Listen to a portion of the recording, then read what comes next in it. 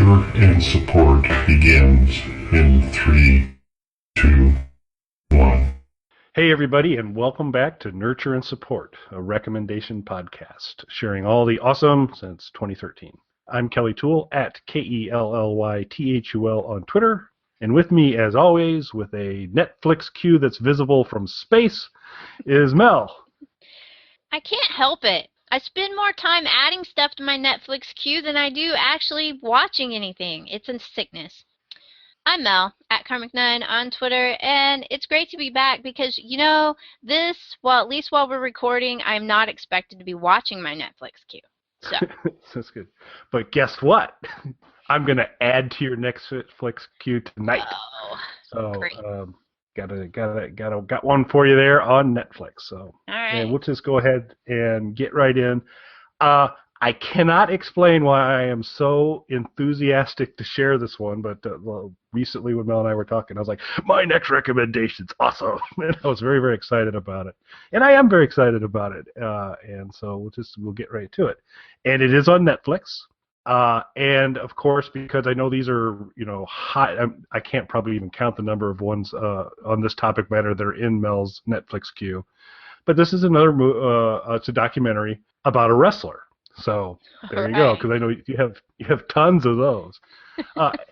And it's about a wrestler that I didn't really even like a whole lot initially. And so it took me a pass or two, and I saw that it was out there before I watched it. But boy, I'm glad I did. It was a pretty cool experience. So the name of the documentary is The Sheik, and it is a documentary about the Iron Sheik, whose actual name is Khosrow Viziri. There's more, but for most of the time, Khosrow Viziri is what seems to be going on most of the literature for what his name is. But he is from Tehran, Iran. He was what you call in wrestling a transitional champion.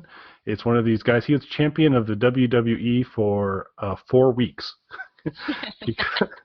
because Hulk Hogan had done Rocky and was hot. Rocky 2. Rocky 2 was it 3? I think it was 2. Maybe it's Rocky 3. Hogan had done the whatever Rocky Hogan did. I think it was 3. And so he is a hot commodity. And so the WWF at that point in time wanted we got to have this guy as champ. And the gentleman who was champ was Bob Backlund. And Bob was from the old school of wrestling, and he would have no part. He said it's totally unbelievable that this guy would beat me. He has no legitimate wrestling skills. I will not drop the belt to this guy. But I will drop the belt to the Iron Sheik. So the Iron Sheik beat Backlund. 4 weeks later, Hogan beat the Iron Sheik. Hulkamania takes off. So it's cool. And for those of you not steeped in WWF history, the Iron Sheik, his look, he's got a little bit, muscular, but a little bit, and over time, even more of a belly. Clean shaven head and the big pronounced mustache, villain mustache. And he wore wrestling shoes that turned up at the end, so kind of like the Persian shoes. So he had the wrestling shoes that looked like that. So it was a clear character and all of that. And so while he was in WWE, kind of the first round, he was never bad, but he was never a guy that I was like, oh great, an Iron Sheik match, I can hardly wait. But saw this documentary was on, and so I finally said, oh okay, I guess I'll watch it.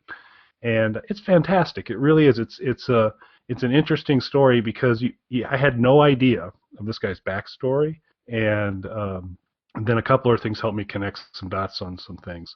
It also has a fairly heavy dose of wrestlers from that era had a lot of problems, and through drug use, through their bodies basically being destroyed, a lot of them kind of end up in really, really bad places, and you get some of that in this storyline too. But it ends on an up note, so it's kind of a fun, entertaining thing to watch. And so I'm not going to give tons of details, but I want to give a few because there's just some really interesting things in this. He was a bodyguard for the Shah of Iran. Wow. He was in Iran. There was Tahiki, a wrestler there who had won Olympic medals, beloved in the area, but not a big fan of the Shah, because the Shah always treated the athletes well. He would make the point to say, don't give me money, give the money to the people, and all those types of things, and that would make the Shah kind of angry. Mm-hmm. And this guy was ridiculously popular, but began to be more and more vocal about not being so positive about the Shah. And then he committed suicide, in quotes. That's so, shocking. Shocking. The Iron Sheik was basically a student of this guy, somewhat of a contemporary. He was training with him, involved with the Shah and the bodyguard stuff, and he kind of goes, maybe Iran's not the best place for me to be. So guy goes from being a bodyguard for the Shah of Iran, a amateur wrestler, to the United States, where he becomes an assistant coach for the Olympic wrestling team. Wow. And so he was a very talented athlete, and kind of more of a striking figure to begin with before he shaved his head, drew the mustache and all that.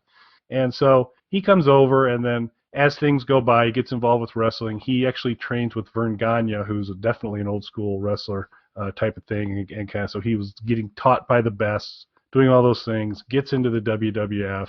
And we've got the Iranian hostage crisis going on and different things there.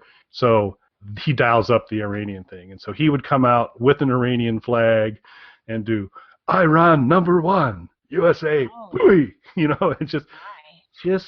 and he would get such hatred from the crowd. Mm-hmm. Coupled with, then he began to be coupled up with Nikolai Volkov, who was a large Russian gentleman. So you have Russia and Iran as a tag team coming out, and then Nikolai would sing his beautiful rendition of the Russian national anthem, and the Sheik would keep telling Americans to shut up and pay with some respect. And so he really always had good mic skills and just kind of always generated heat. But the kind of heat that, okay, we're going to have you leave the auditorium in an ambulance and not tell anybody, because there's people with guns out there that really actually want to shoot you. Yeah. So this would still be during the Cold War, right? Yep, you got the Cold War going on. So you got the Cold War, and you had hostages, and then not good. And then the Gulf War, he got a little more mileage out of it. So he had lots of opportunities. So he was very good at playing that up, fun character, and a very talented athlete. And then Hacksaw Jim Duggan, who is a very American guy, carries a 2x4. That's how you know he's an American. Name like Hacksaw, he has to be. Very American. Have his American flag and his 2x4, and okay, tough guy, and lots of thumbs ups, and he was Mr. American. He began to have a feud with the Iron Sheik, and so they were having a number of matches building up of these two not getting along and a big fight. And this is still kind of during the period of time when wrestling wouldn't say we're sports entertainment. Mm-hmm. They would say, well, we're real. We're real. And if people find out we're not real, this thing's all over. So they were very protective of that. Well, the Sheik didn't manage. They flew into where I think it was going to be a bout in New Jersey or New York, and they flew into the airport. The Sheik had not addressed his transportation from the airport to the arena. So Duggan got off the plane too, and he's like, "You drive me, you drive me." So Duggan and the Sheik are driving to it. Duggan gets pulled over for a DUI. Duggan gets tested positive for marijuana. The Sheik gets tested positive for cocaine, and they actually get out and they do their match that night. And they're like, "Well, maybe nobody noticed." And then the next morning, headlines everywhere. Alleged rivals driving to the same place together, doing drugs, and one of the things that really starts to pull at the fabric. If you thought wrestling was real, this seems to be an odd circumstance. Yes. And so we got Vince McMahon, head of the WWF, going, that's it. These two are never going to work with me again. Because what have you done? What have you done? Oh, God. They ended up. Hacksaw came all the way back and did a lot more stuff at WWE.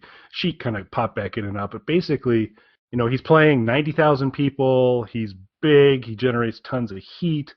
He's still obviously getting his body beat up and all that kind of stuff.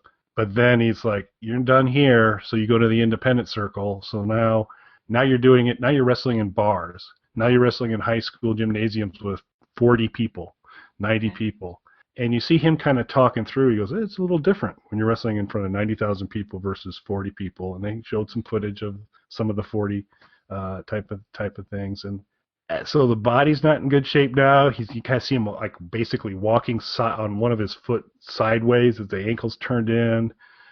He's hitting drugs harder and harder, his medicine. And these two young guys who were sons of a friend of his from when he was in Iran knew of him and got in contact, and they basically said, "Oh, we need to be there for you right now. We saw you. They were in Atlanta and they saw he was wrestling in a bar or something, and they went and they said so. So they actually took time and just started hanging out with him, trying to see what they could do to help him. Mm-hmm. Then he has a pretty big family tragedy occur during this time too. A very big family tragedy occur, puts him further into the darkness and drugs and all these types of things. But these guys kind of keep working with him, trying to talk him out of the heavy drug use. What are you doing to yourself? And it's hard on your family. Guys definitely, you could tell, has a lot of passion for his family, but also behaviors that seem to be contrary to that in terms of the drug stuff. So it's just kind of intriguing to watch him work through some of that. And because he was always so engaging, they were like, we need to put you on YouTube. And he's like, I have no idea what YouTube is, but okay. And so they basically just started videos of him, because he either really, really likes something or really, really doesn't like something. And he says it in his own special way. And so they just started shooting these videos. He doesn't like Justin Bieber. This was established. And so he did some things on there. And so they create these little YouTube videos that were all of a sudden getting, hundreds of thousands of views. And then he went on to Twitter, and he's a phenomenon on Twitter in terms of that. And it's just, again, these types of things where now, and it's just the part that I found the most rewarding in watching this whole show is I just always kind of feel bad for these guys that had made this their career. It was a career that didn't generate, gave them nothing but problems, physical problems, mental problems kind of coming out of it. No real way once you retire, at some point you start to either look incredibly sad trying to go into the ring because you really shouldn't be anymore, but it's the only thing you know how to do. And so there's kind of a sadness to that, and you just kind of feel, but this was a way that somebody, now he's 72. He really shouldn't be in the ring anymore. He looks like he's not, he's still got the ankle jacked up and all that, but he's kind of sort of good shape, but not a time to be going into a ring to do things. But, before social media and this kind of thing, you had no choice. If there wasn't an alternative. And so he's kind of come back and made a second career out of being a bit of a social media darling. And so you get to see that. And it's not all, rainbows and roses in terms of his wife, who kind of talks throughout the entire documentary pretty candidly about a bunch of stuff. Kind of comes and goes. There's good days and there's bad days, but there's a lot more good days than bad days now. So it's at least directionally it's kind of gone a good way. Some pretty fun stuff, and it was just, like I said, it was just kind of fascinating to hear the whole thing. And because I had never really, he was never, I wouldn't stop and say, oh, there's an Iron Sheik match, I've got to watch it. But after kind of, I just found it fascinating to watch the whole thing through. So it was good. It was fun and enjoyable, and I believe worthy of adding to your very long Netflix queue. So. Absolutely. I've come across that documentary on Netflix. I don't think it's in my queue, so thanks. Here to help. I do find that stuff interesting. I don't watch a lot of wrestling, but I do occasionally. And breaking news, well, not really breaking because we got told about it, 2 weeks ago, Sci-Fi has lost wrestling to, is it USA? I think so. Yeah, I think it's USA, and that's. I mean, they've bounced. USA's had it before, so. Yeah. So that's interesting. Anyway, I do occasionally watch wrestling even today. Just it brings back memories from when I was little, and as I've mentioned before, we watched the Von Erich brothers. That's right. So you had some good wrestling there. The Von Erich we loved it. I mean, I can't explain it. Bunch of elementary school girls watching wrestling on the weekends. It was weird, but we did. But most of us had older brothers that were into it too. But I never got to go to a match. I was really disappointed. I really wanted to go to a match, but that may have been a little too shocking for me back then. So it's probably a good idea we didn't go. So that does sound interesting. I know the character, but I don't I don't remember much about him wrestling, so I don't remember. I don't know if I ever watched any of his matches. Hulk Hogan was kind of in a period where I wasn't really watching wrestling all that much, so I probably missed a lot of his awesomeness. So that'll be interesting. Yeah, I think in the very first WrestleMania, he and Nikolai Volkov won the tag team title over the Ruckers, the Yeah. Good American Ruckers, but yeah, and that's all you can probably catch us the original WrestleMania in lots of different ways on YouTube. It's their entrance and the national anthem and the Sheik, very, very standing up very straight and saluting as Nikolai sings his song and angry at the crowd that they're not showing respect. It's good stuff. It's fun. They wouldn't be able to do that today, though. I I not don't. not Yeah. not the hard. I mean, because they're the hardcore stereotype things that they used to really play up. Yeah, it seems Yeah. like that would be uh, more difficult to pull off in today's world. Yeah, because ISIS is kind of not. You don't really want to see an ISIS wrestler. I don't think No, anyone. I don't It's think just not. It's not. It's a different world. It was tough back then too, and hard situations. But yeah, I think that over the top stereotyping for purposes of entertainment. You'd think coming from there he wouldn't want to do that. I mean, that's dangerous. People are going to hurt you. Even back then, people were going to hurt you. Amazing. Hmm. And it's cool because in the actual documentary they talk about there's heat and then there's heat, and in terms of what you can generate from the crowd, and there are only a few wrestlers that could kind of like they get up there, wow, everybody's there, they're lathered up, they really hate this guy, and the Sheik could bring the hottest of the heat. I bet. I bet. Wow. He's a brave man. I'll give him that. Well, we're gonna change the tone a little bit with my recommendation. It's also something that you watch. This is a show that I really wish more of you would be watching. Here's Mel's plea to try to get one of her shows not canceled. Battle Creek, which Kelly has heard me talk about quite a bit. Battle Creek is a show on CBS. It's by Vince Gilligan and David Shore, which, if you know us at all, you know Vince Gilligan is the creator of Breaking Bad and Better Call Saul, and David Shore is the creator of House. All of these shows are shows that I love, so you would have to think Battle Creek is going to be awesome as well. Now, Battle Creek is technically like a dramedy. It's more on the comedy aspects than House or Breaking Bad or Better Call Saul even are. There's not any deep darkness going on here like in Breaking Bad. So this is on CBS. This is family appropriate viewing. It's basically the story of a small town cop, Russ Agnew, who is played by Dean Winters, who many of you will know as Mayhem from the Allstate commercials. He also had a part in John Wick that I really enjoyed. So I I love I Dean Winters. preferred his John Wick work significantly more. You're biased, but He does a great job with Mayhem too. and basically this character that he plays in Battle Creek to me much reminds me sort of the Mayhem character. He's very sarcastic. He's very cynical. But he's a cop in the small town of Battle Creek, Michigan.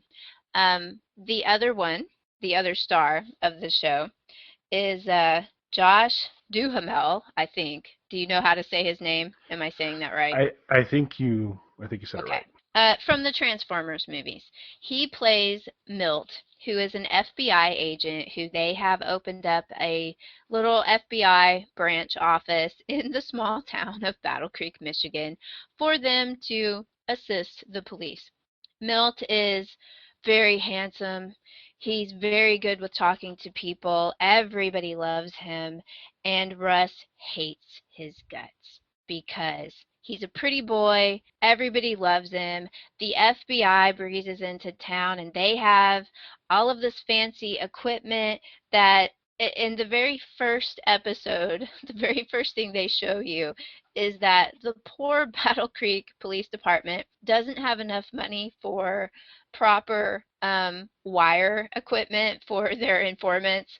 Russ actually steals a camcorder off of someone who's trying to film their daughter's play so that they can try to film the informant talking. They end up having to use baby monitors because the batteries in their wire die. And this is how it starts. They don't have the right equipment. They can't do their job. He loves his job. He loves doing what he does. And Milt comes into town and basically steals all the glory and all the thunder. He ends up in the papers for every case that they do. And it gets so bad as the episodes go on that people call Milt to report crimes. And basically, the rules go that if some crime is reported to him, he's obligated to follow through with it. So all of these crimes that the police department should be dealing with are going to the FBI office, and Russ ends up basically having to be his partner, and they don't really get along. Um, it's very witty writing. And as it goes on, you think, oh God, this Milt guy is just too perfect. Well, Russ knows there has to be some deep, dark secret, because why on earth would this perfect specimen of an FBI agent be shunted off to this little small town? And you do get hints going along that there has to be a reason, but they're really drawing it out. We're not finding out really what that reason is, but we do get hints that there's more to Milt's background than we know so far. So right now, it's in episode 7. The biggest downfall for this show is that they decided to put it on Sunday night when everything else in the world is on. So it hasn't been getting the best ratings because how it's having trouble competing with AMC. Now Game of Thrones is on. But honestly, the last episode picked up in viewers. Oh, cool. So we've got half the season left. I would love for all of you to get on CBS.com and watch some of the episodes. Unfortunately, they only keep like 4 episodes up of the full episodes. So right now, episodes 3 through 7 are up on CBS. So episode 1 and episode 2 are gone, so you would have to probably buy those from iTunes or Amazon to watch them, unless you can find some place where they might be. Yeah, you might. I don't know about Hulu. The CBS app for like an iPad. Oh, really? I believe that it actually goes a little deeper in terms of episodes, because I had you had been tuning me into this. It did sound like something I'd like.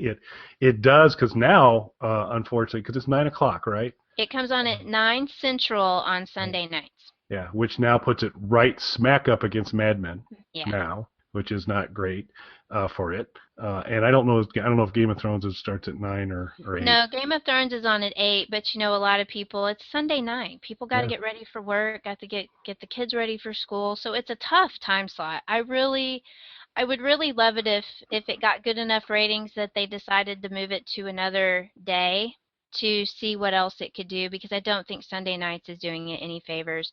It's a fun show. It's also got Cal Penn in it, which if you watched House, you've seen him on there. He also obviously Harold and Kumar movies. He's great fun. The last episode had Candice Bergen as Russ's mom. Now, if you don't recognize the name, that's Murphy Brown. She is Russ's mom, so you see where he gets all the sarcasm from, the character. And she's also a con woman who is actually in prison during the episode, having gotten caught in some con. And they have to, of course, get her out, and, she's conning everybody. It was a really, really great episode. She was phenomenal in it. She's phenomenal in everything. But I thought that was such a nice touch to have Murphy Brown is Russ's mom. So Russ is Murphy Brown's baby that Dan Quayle was so concerned about? This is, Yes. Okay. Yes. So I really enjoy this show. I think it's great fun. It's very witty. I don't think you're going to come up with any deep, dark, trauma. So don't think that, oh, that guy made Breaking Bad. There's going to be horrible, horrible things in this. No, this is on CBS. It's fun. It's it's a good break from maybe that's why they decided to put it on Sunday nights. There's no bashing zombie heads in. There's no nudity from Game of Thrones. No White Walkers, no dragons, no anything. It's just good snarky fun. And I enjoy it for that. I really think it's got potential, and I would like to know where the story goes. They're doing a very good job of drawing out the story in between the case of the week episodes that they're throwing out, which are all very entertaining. Unfortunately, the maple syrup consortium episode, the maple syrup cartel episode, is not up on the website, but hopefully Kelly's right and you can watch it on the CBS app because that was a great episode. Must-see TV there. That's a great episode. Yes, it was beautiful. You really need to watch it. So it's really fun. The two main characters have a really great snarky relationship going on, where they're each trying to sort of outdo the other. So it's fun. I really enjoy it, and I hope all of you will watch it a little bit so I won't be upset that it gets canceled, because everything I like gets canceled. So please give it a shot. I mean, come on, Vince Gilligan, David Shore, House, and Breaking Bad. You have to know the writing on this show is good.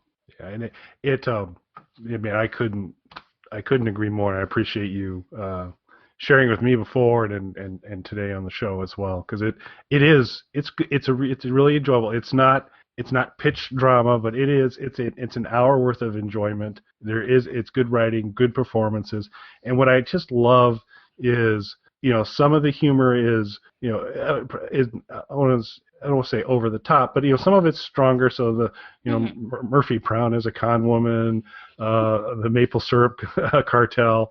That there's some big humor, but then it's just all these neat little secondary minor beats that they throw in on a regular basis that are really funny, but they don't like hammer it home, like you had mentioned when they were forced. Not only do their tasers not work, all their wire and all these other things, so he steals a video camera from a guy videotaping his daughter, and later when they're reviewing the tape, they show the first part of the girl dancing, and Russ is like, yeah, try not to tape over that. It's just little notes like that. It's just really cute, and it's just enjoyable, and it is fun. But it's there is this, we're trying to find out a little more about Milt Chamberlain, which kind of Wilt Chamberlain, pretty cool. Yeah. We're trying to find out more. And so that theme is there, but it is kind of each episode. It's kind of the crime of the week or the unique thing, but I truly enjoy it, and I binge watched up because I wanted to join Mel and the rest of the folks as live tweeting it, but I'm gonna have to. I think there's another show I'm gonna have to DVR during that time frame to allow me to do that. So Battle Creek, it's really enjoyable. It's just fun, and I think all of you will like that if you like our snarky TV watching that we tend to do. It's fun, and I want it to come back for season 2 on a night not Sunday, where we'll get more viewers. So there you go, Battle Creek, CBS. Find a way to watch it because you will enjoy it if you give it a chance. Excellent.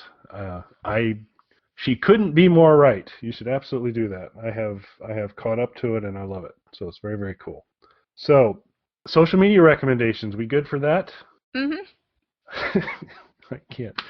So I'm going to recommend, tied to my earlier recommendation, you got to follow the Sheik on Twitter, and that is at @the _Iron Sheik. He's Twitter verified. He has almost 500,000 followers. I can't read you. I wanted to read you one of his. So his most recent tweet is in all caps, "I am an effing legend." It's not effing, but you get the idea. Yes. And it's because he's playing the hashtag game, reasons why someone would kill me. because I'm an effing legend. And he is just, like I said, just a hoot. I just can't. I'll try again. I'll break your effing back, make you humble. Make you humble is one of his big things. Is I make you humble. I break your effing back, I make you humble, because he's playing the hashtag game supervillain pickup lines. So the Sheik is actively playing Twitter games in the Sheik way. Language warning. Yeah. He is awesome, and you'll get a good dose of that in the show too. So Iron Sheik, the Iron Sheik, the _ Iron Sheik on Twitter. Cool. Well, my social media recommendation is not going to have anything to do with that. There's not going to be any bad language. It is at Africam. It's AFRICAM. And this is one of those accounts that alerts you. Basically, they have live webcams strewn across the savannas of Africa, and basically at water holes. And a lot of times they will tweet out an alert when, because if you ever watch any of these wildlife live cams, a lot of times they're kind of boring because, you know, the camera is pointed at one place and you don't see anything. They will tweet out warnings when, hey, there is an elephant at this camera right now. Go look at it. So I enjoy wildlife cams. I like going and watching the elephants at the watering holes. And sometimes, you know, you'll have the antelope at the watering hole, and then a cheetah comes by or something. They should totally have the Sheik tweeting him out. There's a effing elephant. I am a legend. That would be cool. We'll have to tell them that. But I've been following this one for a while, and a lot of times because of the time frame, I miss a lot of stuff. But I caught the elephant at the watering hole today, so I was happy. So, very cool. Excellent. At Africam. Yeah, so I think they average out because you can get wholesome entertainment, and then you can go have the Sheik tell people to F themselves pretty consistently. Yes. Iggy Azalea, Justin Bieber, Carly Rae Jepsen, they're all getting it. The Sheik is on a roll. So he does not like pop music, apparently. Apparently not. He also doesn't like the tax man. Nobody does. He had some comments about tax day, which you probably guessed what. I had a few myself, so I understand. Oh. All righty. Well, there you go. We'll be back again next week. I think we'll hand it over to our good friend Matt, who I saw today, but I didn't get a chance to explain that you want him back on the show. We told him on Twitter, but I don't think he believed us. I know. I'll have to get on him. But Mr. Shivers will be returning soon, and not just because we need another bump, but that hurt. It helps. But it's cool. It'll be good to have Matt on. He's always fun. So we'll be doing that soon. But you're going to hear him right now as he tells you how you can stay in touch with us, interact with us, send us some recommendations, follow the Iron Sheik, and thanks for listening this week, everybody. Bye. You can contact us on our website, nurtureandsupport.net, or email us at nurtandsupp@gmail.com. That's NURTANDSUPP@gmail.com. Or tweet us at nurtandsupp on Twitter. Nurturing and supporting.